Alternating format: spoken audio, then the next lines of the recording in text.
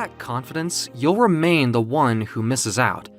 It's like I would enter my mind that I wasn't good enough or interesting enough to warrant being happy or successful, no matter how hard I would try sometimes. Each morning, I'd see myself in the mirror and feel utterly dissatisfied with my appearance. My face, my style or lack thereof, and my age was the stumbling block in all things. I had feelings. You know, the types of feelings someone my age kept hidden, because no one else understood. I had just turned 30 and my youth was quite literally behind me. I was in the closet, to use a common phrase. It was the early 90s. Living in a small town meant that there were no venues to go to, no scene as such, and absolutely no one to talk about it to. This was before the social media boom, so there was probably only a few places one could go to socialize, if you knew exactly where these venues were. Before long, I started suffering from panic attacks. Your mind can succeed in depriving your body of what it yearns, but sooner or later your mind and heart will begin to cry out. And on that day, you'll certainly know it, because the toll is very painful, and is the strain on your physical health and well-being. So, what was I going to do about it? I knew the answer swiftly. I would have to get out, and get out fast. I would travel. I would use the money I had saved to go to places like Paris or Spain, or somewhere where there was a rich scene, and I could be myself. The prospect of going away on my own scared the living shit out of me.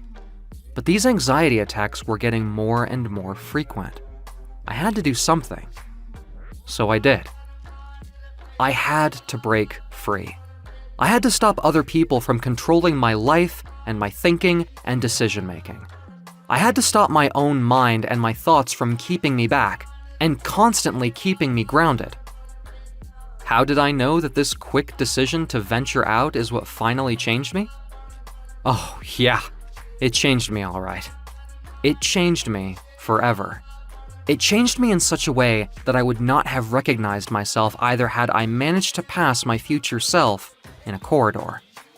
Yeah, a terrible and delightful and amazing thing happened to me. And I'm only now beginning to find the courage to tell about it. But what happened to me should not have happened to anyone. For sometimes freedom and self-empowerment comes with a heavy price. I guess the only thing that was holding me back was my father's words going around and around in my head. They were the words he had not spoken, though these words I knew he would say the moment I found myself in trouble. Well, I told you so. But in spite of that clear impediment, I managed to do what I thought was impossible. I was here at last. I had arrived in Paris. It was a city where freedom had found its voice. Come rain or shine, it was still a picture. I had come here for one thing and one thing only: to experience the gay venues and for the first time ever, have a really wonderful time, and allow myself the freedom without those dusty old skeletons rattling in the closet. Evening came, and I turned my attentions to a place called the Banana Cafe. I went in, uncertain of myself indeed, but my belly had that fire that ignited for all new experiences. I ordered a drink and sat on a stool by the bar, taking in all the various sights.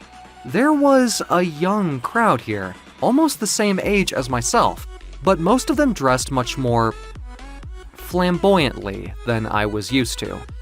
The drag artists, too, seemed to stride across the room with their heads held high, giving them a sort of rebellious, though comedic, ladylike air as they went. About an hour in, and I was approached by a man who was slightly younger than myself. He wore a smart blazer and shirt that was opened at the collar. "You're new here," he assessed casually. "So, where you from?" England," I told him, somewhat taken aback. He was very good looking. He had long golden hair all the way down to his shoulders, and he fixed me with eyes lined with a dark shading. He was taller than me and had what I would describe as a footballer's build. He offered me another drink, and we just sat there talking. It was rather customary that I had very little to say, but that didn't appear to be much of an impediment, as he could certainly talk for France if the occasion called for it. Which he did. "Tell me about yourself," he said once we were on the third order of drinks. "What made you choose this venue of all places?" I was feeling myself getting a little tipsy and slightly more comfortable with his juxtaposition at this point. "I was looking for someone to help me out of my shell," I told him with an accompanied smile. I don't know, I'd found this venue in a Lonely Planet guidebook." I told him about the town I lived in, and he seemed to understand at that point that I was definitely up for exploring the more seductive areas of this great city, if you know what I mean. Wink wink. "Oh yeah?" He made those eyes at me that really stirred something. Some expectation in me. I smiled at him longingly, as if I had struck gold already, and he knew I was already putty in his hands. When I was asked finally if I wanted to take a taxi back to his, I didn't really think of the consequences. Why ask why, eh? I just figured my whole life so far had been wasted, asking too many silly questions, that I really didn't want to go that particular route any longer. Next thing I knew, I was sharing a taxi cab with him. Whilst we traveled in the back seat, our eyes happened to meet again, and we drew closer to one another, and our lips began to touch for the most passionate kiss. I could barely believe my senses. No more than 10 minutes had passed, and I was naked in this stranger's bed. He just looked down at me, his muscular arms cradling my head, his chest heaving to a slow, constant rhythm. The sweat on his skin was indication that he was enjoying this as much as I was. I was under his control, feeling his abdomen pressed against mine, and I felt the electricity, gasping as he moved forwards and backwards in a slow, sensual rhythm. Then, the unexpected happened. That was an understatement, really. He threw his head back and then drew his head down again to look directly at me. His eyes! Those eyes! Oh my dear God! They were large and somehow monstrous looking, appearing almost entirely black. And his face was altered somewhat as I watched in horror at the bat-like webbed wings emerging from behind him, filling almost the entire length of the room. What was he? What was this thing that had me under his spell? Numbed by the fear that rose in me, I found it hard to resist or to so much as utter a sound. I was halted, body and mind, by this night terror. I must have blacked out at some point, because I recall waking in an empty bed, staring out across the room at the open window. The net curtains shrugged only slightly with the force of the draft. It was morning already. Where was I? Oh, I could remember. I was here in that man's apartment, though he was anything but a man. Where was he? Where had my attacker fled? And why? I had been completely under his power. I felt at that very moment lucky to still be alive after this ordeal. I sat on the edge of the bed and began to examine every inch of my body. I was looking for cuts, scars, bruises, anything that would suggest I had been harmed in any way. Nothing, though. Not so much as a scratch. But that was until I looked directly ahead. Before me, propped against the wall, was a tall mirror. I caught my reflection in its surface, only it was no longer my reflection. It was as though suddenly some stranger was staring back at me. I think I screamed as I jumped back. I was unable to register it fully at first, but whatever the mirror's reflection was telling me, it could not have been lying to me. I stepped from the edge of the bed and walked slowly and ponderously closer to the looking glass. These were my features, but they were not mine. How was this even possible? I felt afraid and disoriented. It felt rather much like, if you have ever experienced it, waking suddenly and finding yourself in a strange room, with unaccustomed surroundings, experiencing the anxiety rising as you fight to make sense out of where you are presently. You can't place where you are in that moment, and you believe the fearful explanations of your thoughts, like, have I been kidnapped or hidden away in some strange place against your will? Ah, sweet alchemy. I heard the voice come from above me. I turned around and there he was, standing in front of me.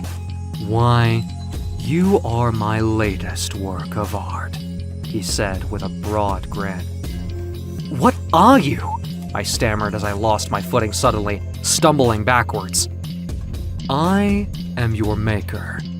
I am the love you have denied yourself for too long. The demonic being began to change back into his original human form again as he knelt down before me. I am Kronos, he introduced himself honestly at last. I have been searching for humans to be the recipient of my alchemic touch. You have presently no idea about the gift I have bestowed upon you. You have spent too long trapped in the same body, looking ever woefully at the same face in the mirror, day after day after day. You never really grasped your full potential to simply live. Now you get to witness life in all its psychedelic joy. Life is a drug, my friend, and you, sir, are no longer human. No longer limited by their frailties. You, my beautiful friend, are now a muse. A muse of myth. A beautiful and beguiling young butterfly. You, my young friend, are the fire that will knock 'em dead. With that, my assailant planted the softest of kisses on my cheek and simply vanished, evaporating like a ghost or a wisp of smoke before my eyes. I sat back silently, mesmerized and silenced by all that had transpired. I tried to stand. I got to my feet and then it happened. The room was spinning. I made it over to the bed in time. I think. I had already blacked out. When I came to again, I noticed there was someone sitting beside me on the bed. Another stranger. I sat up with a start. She looked at me, placing a soothing hand on my shoulder. "Don't be alarmed," she told me. "I felt that you were in need of help, so I came straight away." She was beautiful, dark, and sultry, just a little bit older than me in appearance. "Who are you?" I asked. "What is going on here?" The beautiful woman told me that her name was Asru. She was Egyptian, but what she said to me next I could hardly believe. She told me she was a creature called a muse, and then she explained that I was a muse. What was happening to me? I reached for my head to stop the voices from chattering. Loudly they were muttering incoherently in my mind. I could not stop them.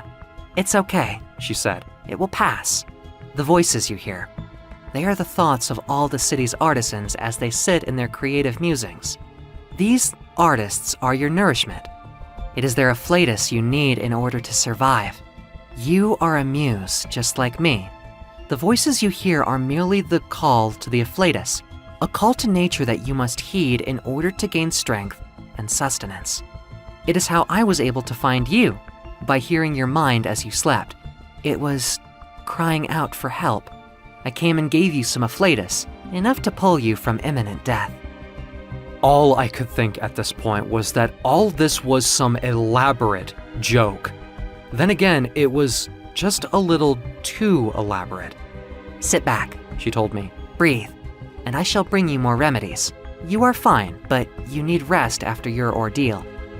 She stepped from the room, leaving me with all my chaotic thoughts.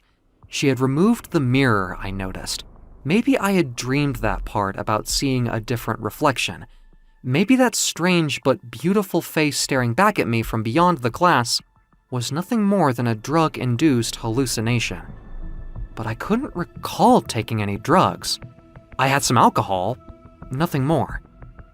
I laid there alone, and I gradually dazed off into a feverish sleep, but the imagery of sweet bliss and denial was soon replaced by the nightmarish visions of that man. His webbed wings that splayed out from either side of him, like he was some demonic monstrosity come to feed on my very soul. I rose up quickly from my sleep, as if from a panic attack, and sat on the edge of the bed, my poor heart laboring in my chest, sweat clinging to my skin. My sudden attentions were drawn to the two large, black crow's wings that had quickly appeared from behind my shoulders. I looked at both these magnificent pennons with absolute shock and incredulity. Was I already dead? Was I some kind of black, hell-spawned angel? I shouted out her name. My mind was just in turmoil. She came running in response. "Oh," she said as she entered the bedroom. She came over and seated herself beside me.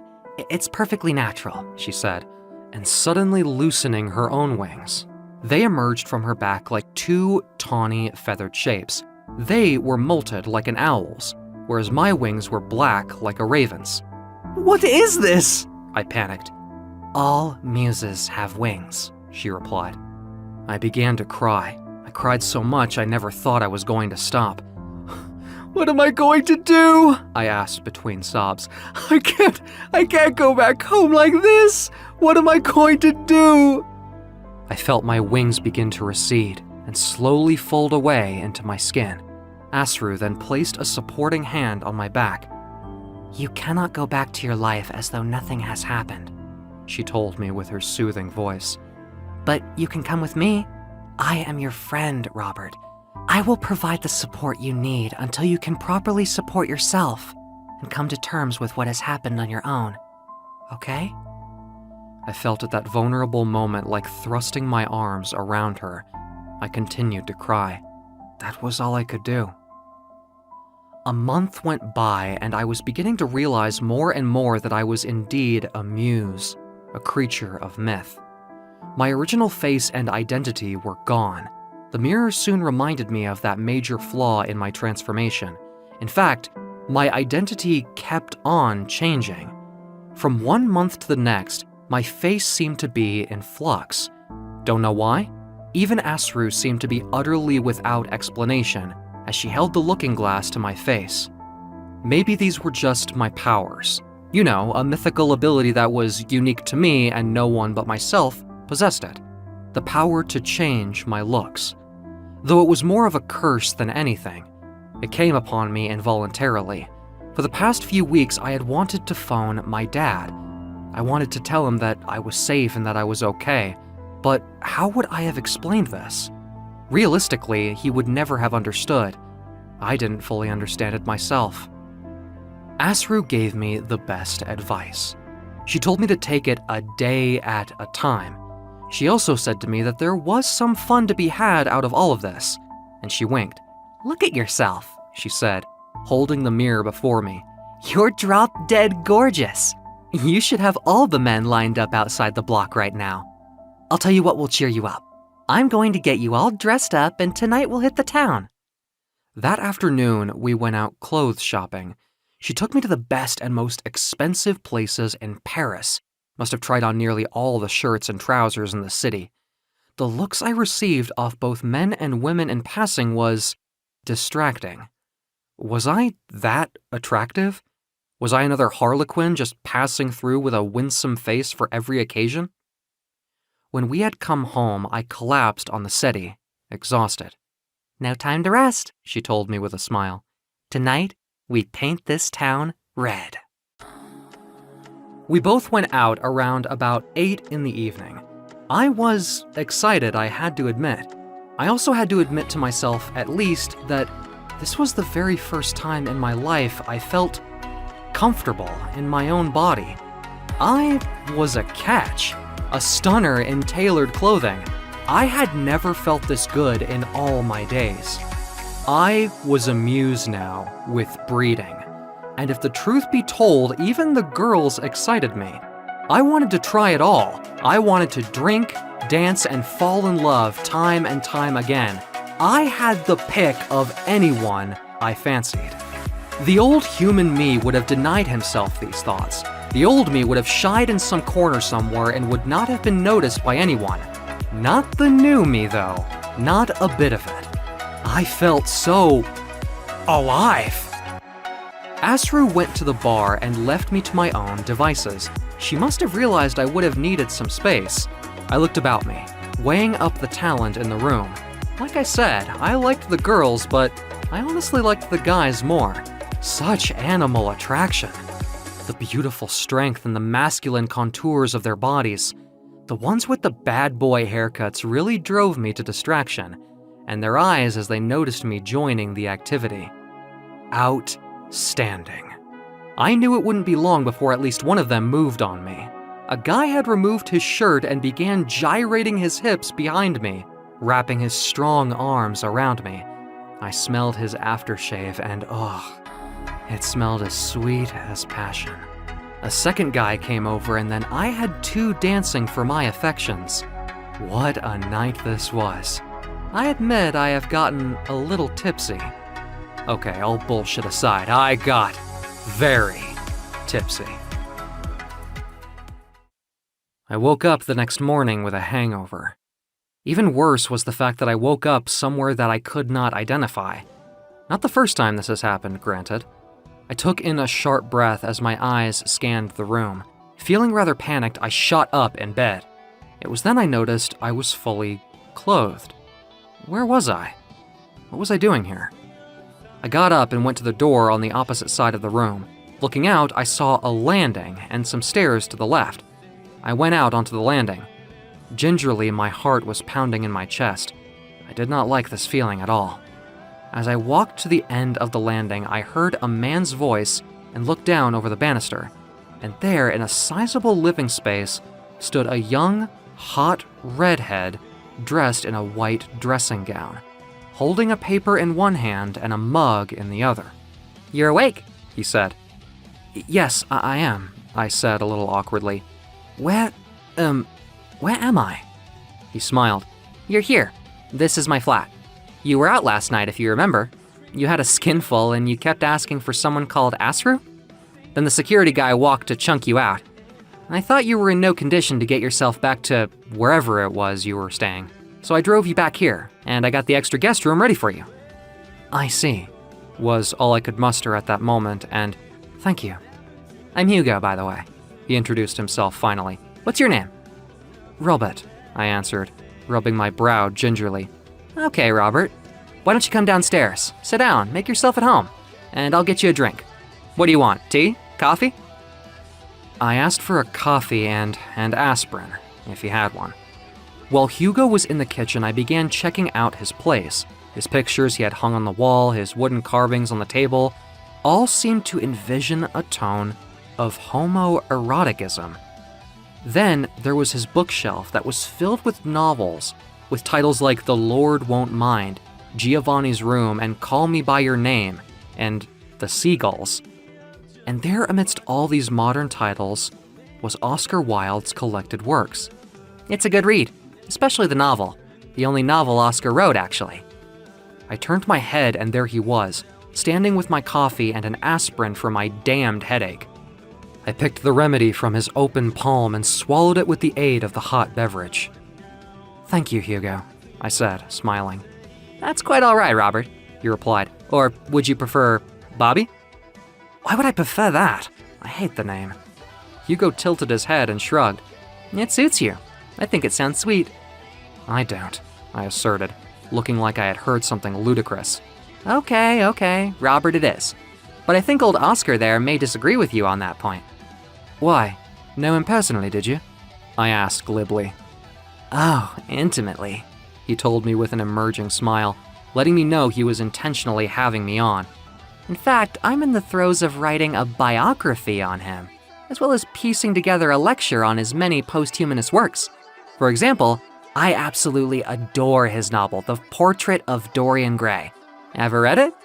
I told him I hadn't, but I was eager to, though, at that point. Which was to say I was eager to agree on anything so long as it kept me close to Hugo. I had begun to take such a shine to his handsome appearance. And yes, I did find his intelligence and confidence quite a turn-on. "What's it about?" I asked. It's about a boy called Gray who had his portrait painted of him by a close friend of his.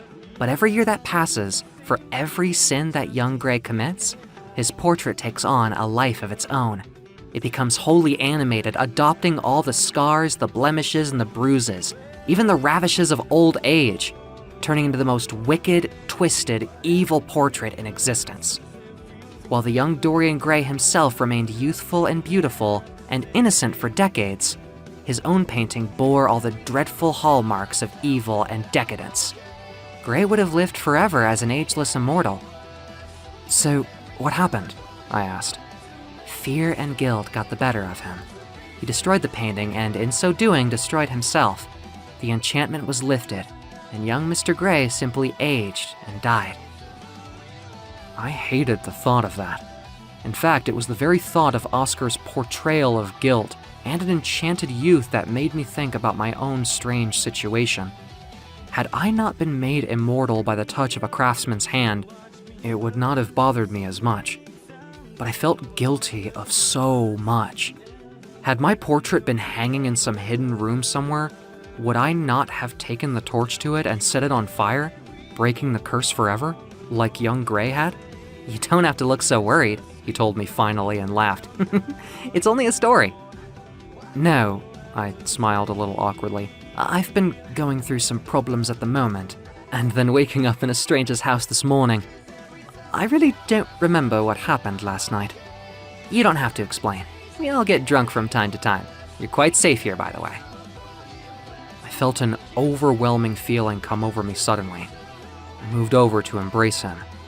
I actually did feel pretty safe, to be honest. And loved. It was about 11 in the morning by the time I reached Asru's. I was feeling happy, elated even. I came away with a phone number and a promise. I was going to see him this afternoon at the Père Lachaise Cemetery. Not a conventional location for a first date, but it was one of the places I had wanted to visit whilst here, and Hugo wanted to show me the tomb of Oscar Wilde. Asru, my friend, cupped her hands together in delight when I told her. She was not surprised to learn that Hugo was indeed an artist, a writer. She said that it was the afflatus that had beckoned me to him. It happens to all muses. We are drawn by nature to art and the afflatus, which she described as the energy all artists generate in their passion. I must confess that I had become so wrapped in my new existence that I had forgotten for a time that I had lived as a human, and that my old life was still very much an obligatory cause for much anxiety and regret.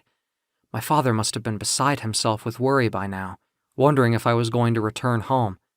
There were more than a dozen missed calls on my phone so far, all from my dad.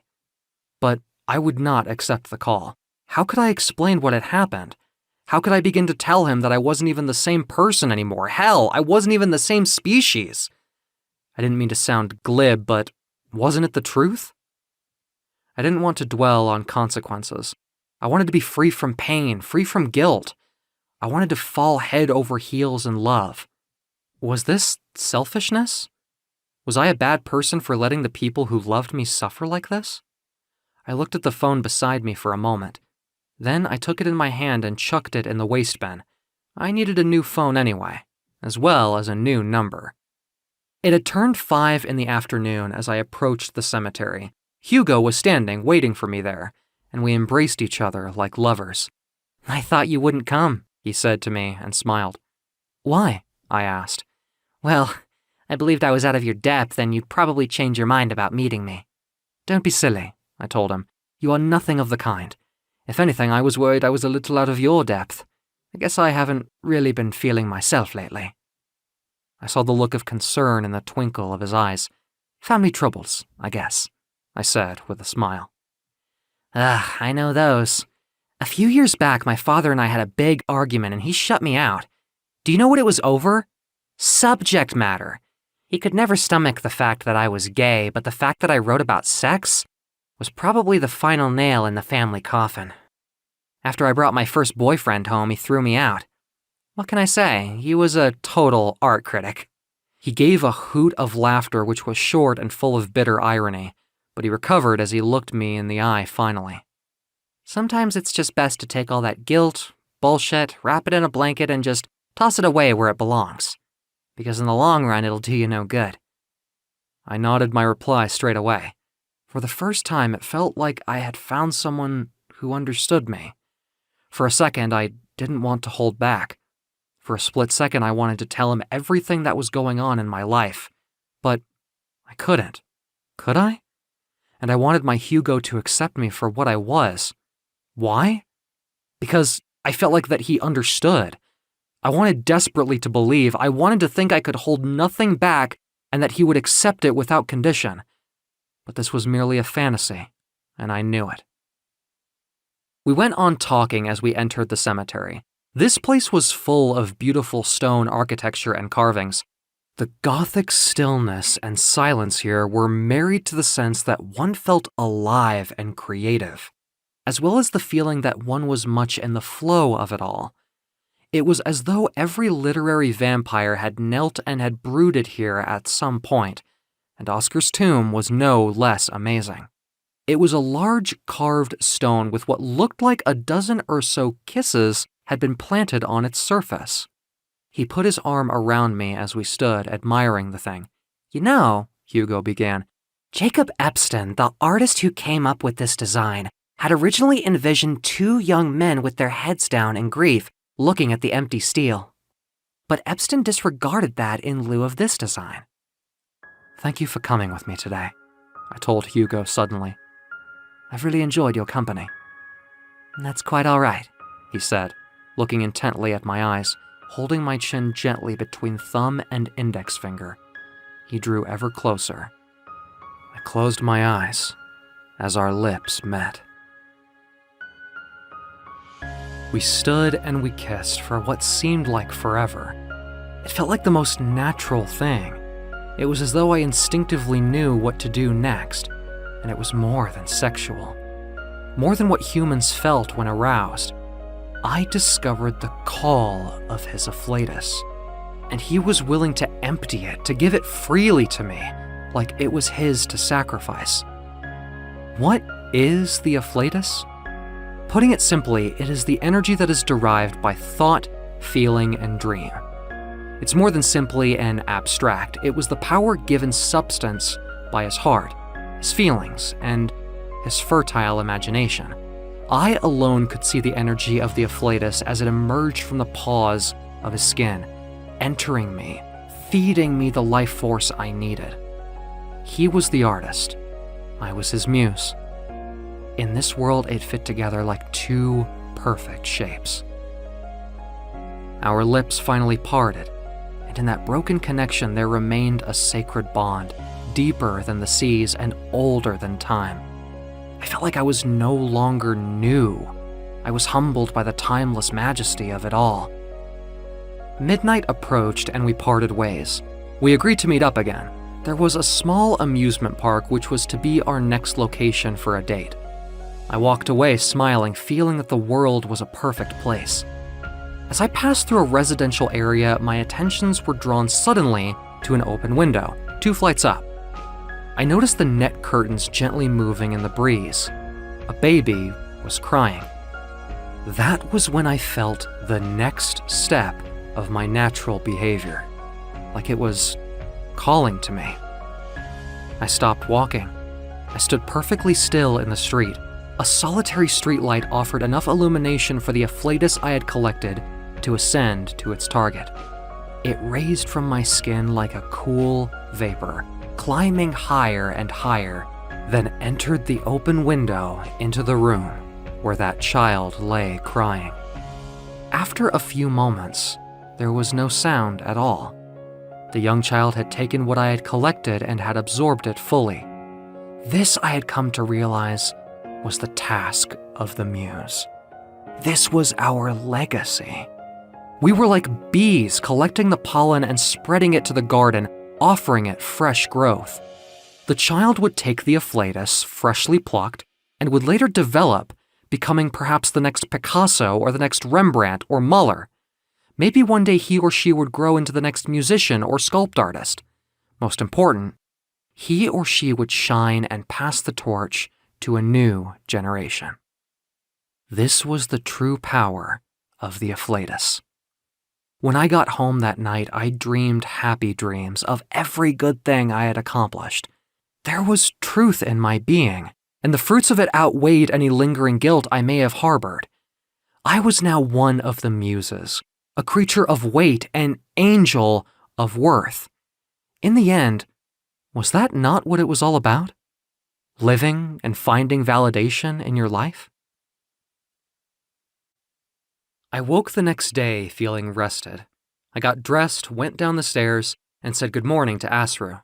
"Coffee?" she asked as she waited for the kettle to boil. "You were out late last night.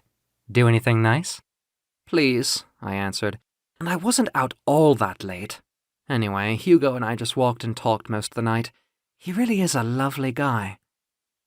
"You'll have to invite him round one of these days. See if he gets Aunt Asru's approval," she smiled. "He gave me the afflatus," I told her without further hesitation. "I have experienced it, Asru, and it was the most perfect thing." She put down her coffee mug and came up to me, throwing her arms round me. "Oh, I knew you would, girl. He's definitely the one for you then. Oh, I'm so happy for you." I felt elated. For the first time in my whole life, I felt like I was somebody, a plus and not a minus. She stepped away from me and she looked me up and down admiringly. "I knew you had potential." Later, I took a taxi to the amusement park where Hugo had said he'd meet me. I was so excited to see his face. I spied him amidst the crowds of people. He was walking towards me. I was about to smile and say something as he approached, but then he did the most unexpected thing. He walked past me, and not only did he just blank me, he shrugged past, scuffing my shoulder as he went. It was as though I was not even standing there. I turned around to view him as he carried on walking. What was going on? I followed him. He was looking this way and then that as he went. Then he stopped, turned. It was as though he was frustrated looking for someone. But I was here, just a few meters away from him. Why didn't he see me? I could feel my heart crumbling into tiny pieces. I felt the tension and panic rise up in the weight of my back. I caught my reflection suddenly in one of those funhouse mirrors. Oh my God, I thought. My face. My features had altered again. The tears began to pour down my cheeks as I looked back one last time at my dear Hugo. But he was gone, wasn't he? I walked, feeling quite dazed and alone. The noises of the amusement park, its raucous music, its machinery, as well as the loud talk of its patrons, all seemed to ebb into white background noise, becoming one hallucination of sound and energy, crying like a vile sickness in the afterthoughts of my mind. I felt paralyzed inside, unable to breathe or find solace in anything I had accomplished, because now I had lost, hadn't I? And this loss had brought to light all my other losses I had experienced throughout my life and had bundled them all into one sack and made myself cry. When it was over, I found myself again in a silent, darkened street. No one else was around. I leant against the wall, sank to the floor, and I cried and I cried. I thought I would never stop. Looking up at the night sky, I saw those indifferent stars above, looking down, but not one of them noticed or cared. Stars are indifferent. That, I believe, is how they continue to burn so bright. It's because they don't care. They don't care about the negative void with which their light is given form. They just burn and are content to let things be. It was all part of a whole, a process in which all things had its purpose. But I had been separated from it, hadn't I? I was no longer part of it, or anything. I had been cast out. I was no longer part of the whole. There was no yielding force to prop me up any longer or give me substance. I really felt so lost. And I had never felt so afraid in my life. And then I noticed it. an odd shape moving amidst the blackness above. I wiped the tears staining my eyes so that I could see what it was. It was a strange, long object, flat like a child's kite, with fins and sails. It floated gracefully like a large manta ray sailing in the night's breeze. What on earth could it have been? I felt an intense curiosity as I rose to my feet. My eyes were still drawn aloft. There was something mysterious about this object. But it was not an object. It was not inanimate because it flew in patterns, and patterns suggested intentions. I gave it much scrutiny, and that feeling came over me, like a memory awaking in my thoughts. I knew that shape in the sky. I had never seen it before, but something about it seemed familiar to me somehow. I instantly thought of Kronos, the devil who had made me into this creature, this Muse, this thing without a life or substance. I loosened my large black wings. These 2 feathered pennons re-emerged from my back and carried my body into the night's clear ether. That strange object began to fly gracefully away from me. I tried reaching out with my hand and my thoughts, but it was as though this strange being was trying to lure me somewhere, or away from something. And all I wanted was answers. For hours I flew in pursuit of this fanciful creature. Then, it disappeared. Like an illusion. It was gone. And with it, all my desires for an answer to my riddle. I fell from the sky, finally exhausted. I had expended too much of my energy. I landed in the middle of a field, right slap bang in the middle of nowhere, not knowing where I was. It was twilight, and the peacocks were playing their eerie symphony.